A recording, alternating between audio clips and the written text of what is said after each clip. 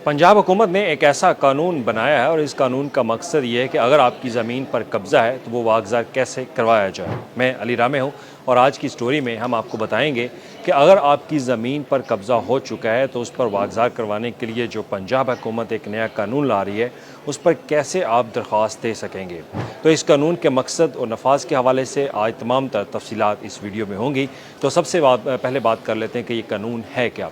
बुनियादी तौर पर ये कानून महकमा कानून की तरफ से एक तजवीज़ किया गया है और इसके इब्तदाई जो हद-व-ख़ाल हैं वो पंजाब हुकूमत के सामने रखेंगे। और कल आपने वज़ीर आला पंजाब को भी सुना होगा कि वज़ीर आला पंजाब ने बाकायदा ऐलान किया कि वो एक ऐसा कानून लेकर आ रही हैं जो कि कब्ज़ा माफिया के ख़िलाफ़ होगा। अब इस कानून को तैयार कर लिया गया है, इसका जो ड्राफ्ट तैयार किया गया वो ड्राफ्ट हमारे पास इस वक्त मौजूद है। तो उस ड्राफ्ट में क्या लिखा है, आप कैसे ज़मीन वागज़ा करवा सकेंगे, कहाँ आपने दरख्वास्त देनी है और जो कमेटियाँ बनाई जा रही हैं वो किस तरह इस पर अमल दरामद करवाएंगी। तो सबसे पहले बात कर लेते हैं कि इसका कानून का मकसद क्या है। इस कानून का मकसद जो है वो ज़मीन के असल और कानूनी मालकान को कब्ज़ा माफिया से तहफ़्फ़ुज़ देना और उसके बाद है कि ये शिकायत और इब्तदाई कार्रवाई आप कैसे हो सकेगी और कैसे आप शिकायत जो है वो दर्ज करवा सकेंगे। तो उस पर बात कर लेते हैं कि अगर किसी की ज़मीन पर कब्ज़ा होगा तो वो सबसे पहले एप्लीकेशन जो है वो अपने मुतल्लिका ज़िले के डिप्टी कमिश्नर को ये दरख्वास्त देगा। अब उसमें जो DRC एक कमेटी है वो भी बनाई जा रही है कि हर ज़िला के अंदर एक DRC कमेटी होगी जिसको डिस्प्यूट रेजोल्यूशन कमेटी का नाम दिया गया है। ये तनाज़ा हल करने की कमेटी होगी और ये कमेटी ही असल में फ़ैसला करेगी। और उसके बाद इसमें एक अहम चीज़ कि आप स्टे ऑर्डर नहीं ले सकते। अगर किसी ने किसी की ज़मीन पर कब्ज़ा कर रखा है तो वो किसी भी अदालत में जाकर उसके ऊपर स्टे ऑर्डर नहीं ले सकेगा। और उसके बाद इस कमेटी को 90 दिन के अंदर जो है वो फ़ैसला करना होगा कि ज़मीन जो है वो कब्ज़ा माफिया से वागज़ार करवा कर जो असल मालिक है जिसके पास हकूक़ हैं उसको वापस दी जाए। अब इसके बाद DRC जो तनाज़ा कमेटी हल है वो कैसे काम करेगी। अब इसके दो नुमाइंदे जो हैं वो इसमें पुलिस के होंगे और इसमें डिप्टी कमिश्नर जो है वो इस कमेटी की सरबराही करेंगे और दीगर महकमों के भी आला हुकाम जो हैं वो इस कमेटी का हिस्सा होंगे।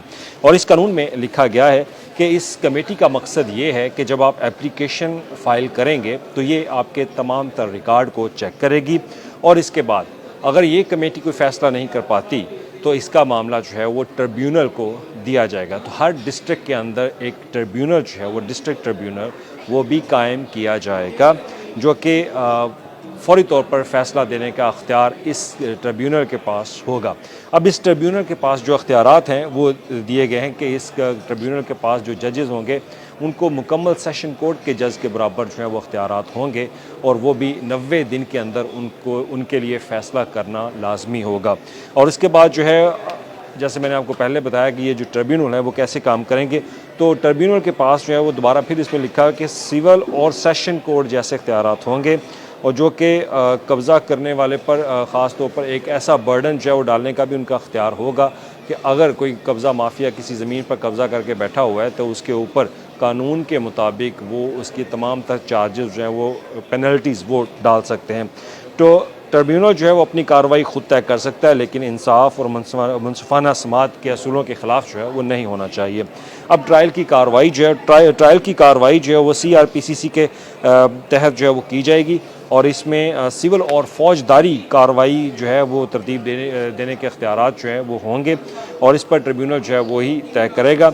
और इसके साथ ही ये भी लिखा हुआ है कि केस को ज़्यादा से ज़्यादा 90 दिन में ख़त्म करना होगा और रोज़ाना की बुनियाद पर समाअत होगी, कोई इल्तवा नहीं मिलेगा। ट्रिब्यूनल अब बुरी तौर पर असल मालिक को कब्ज़ा वापस दे सकता है और आखिर में हतमी कब्ज़ा बहाली का हुक्म भी दे सकता है और इस पर गलत कब्ज़े पर अब मुआवजा जो है वो कम अज़ कम जायदाद की कीमत के बराबर होगा, यानी कि DC रेट वैल्यू जो होता है उसके मुताबिक उसका जो एक जुर्माना है वो आयद किया जाएगा। और इसमें अहम बात ये भी है कि अगर आप कोई गलत एप्लीकेशन दायर करते हैं, यानी कि आपकी ज़मीन अगर आप किसी ने कब्ज़ा कर रखा है तो आपके पास मुकम्मल दस्तावेज़ात नहीं हैं, तो फिर आप ये कैसे ट्रिब्यूनल के सामने जो है वो तमाम तर तफसीलात रख सकते हैं।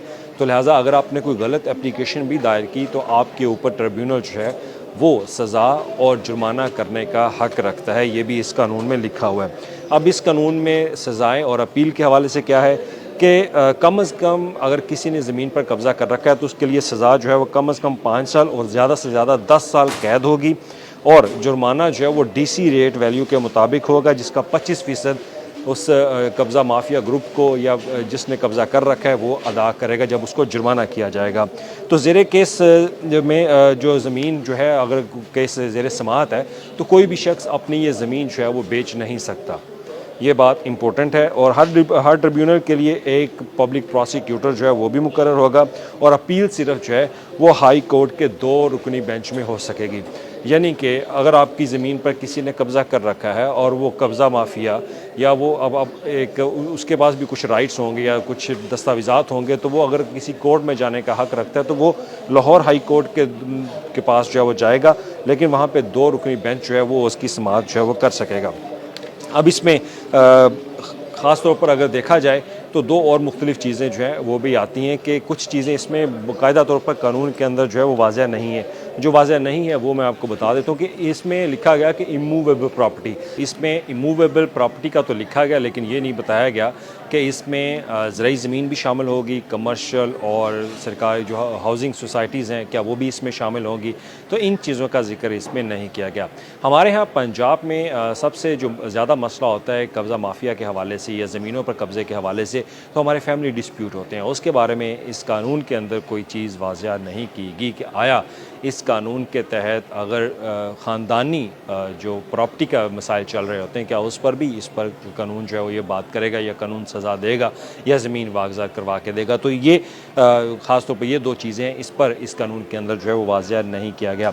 और दूसरी बड़ी बात कि पंजाब में कब्ज़े का सबसे जो बड़ा मसला होता है वो ज़मीन के कागज़ात, फ़र्द मलकियत जो है वो पटवारी का रिकॉर्ड वो होता है, लेकिन इस पर वो भी चीज़ वाज़ह नहीं की गई। और कानून में ये भी जिक्र नहीं है कि पटवारी या रेवेन्यू रिकॉर्ड में अगर तनाज़ा चल रहा होगा तो उस पर कैसे ये कानून काम करेगा। ये बहुत सारी ऐसी चीज़ें हैं जो कि इस कानून के अंदर वाज़ह होनी चाहिए थी, लेकिन वो नहीं लिखेंगे। और इस पर हमने बाकायदा महकमा कानून से रब्ता भी किया, लेकिन इसका कोई जवाब हमें मासूल नहीं हुआ। और इसके बाद भी अगर कागज़ों के अंदर रद्द-बदल जो है वो किया जाता है तो उस पर क्या सज़ा होगी, क्या डीसी ऑफिस इस पर कोई कार्रवाई करेगा, तो इस पर भी बात जो है वो नहीं की गई। तो इसमें ये चीज़ें जो है वो वाज़ह होना ज़रूरी थी। और इसमें जो डीसी रेट है, वैल्यू है, वो भी उस पर बात को ख़ास तौर पर नहीं की गई, क्योंकि हर ज़िला के अंदर डीसी वैल्यू जो है वो बहुत कम है। मार्केट में आपके प्लॉट की कीमत जो है वो ज़्यादा हो सकती है, लेकिन डीसी वैल्यू कम है तो जुर्माना कम दिखाई दे रहा है। और इसके साथ ही इसमें निगरानी जो है वो इसकी कौन करेगा।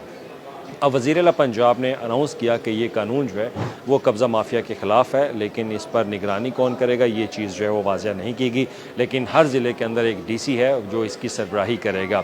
और दूसरी तरफ कहा यह जा रहा है कि पंजाब हुकूमत पीरा फोर्स को इस कानून पर अमल दरामद करवाने के लिए मैदान में उतारेगी, और अगर आपकी ज़मीन पर कब्ज़ा है तो वो फौरी तौर पर इस हवाले से अहकामात जो है वो जारी भी करेंगे, कार्रवाई जो है पीरा फोर्स भी करेगी, वागज़ार भी करवा के देगी। लेकिन जो कमेटी है डीआरसी, जो तनाज़ा हल कमेटी है, उससे इसका पास होना या उनके तरफ से कोई फ़ैसला आना वो ज़रूरी है।